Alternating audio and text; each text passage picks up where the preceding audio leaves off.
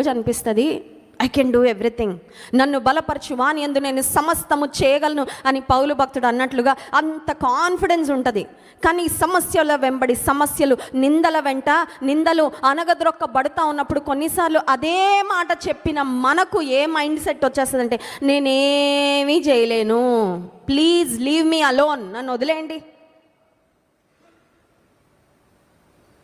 ఇంత ప్రయాసపడి ఏమొచ్చింది, పోరాడుతున్నాం, జయం రావట్లేదు, మిద్యానీలు అనగద్రొక్కుతూనే ఉన్నారు, ఇక మా వల్ల కాదు. గిద్యోను మనసులో ఒక మాటలో చెప్పాలంటే he was having a victim mindset. ఓటమితో ఓడిపోయిననే మనస్తత్వంతో, భయంతో ఉన్నాడు గిద్యోను. ఇప్పుడు గిద్యోనులో దేవుడు ఏం నింపుతా ఉన్నారంటే ధైర్యాన్ని నింపారు. అంత మాత్రమే కాదు, అభయాన్ని ఇచ్చారు. God gave him confidence. యుద్ధానికి వెళ్ళక ముందు కాన్ఫిడెన్స్ ఇచ్చారు. అంత మాత్రమే కాదు, విజయాన్ని గూర్చిన వాగ్దానం కూడా ఇచ్చి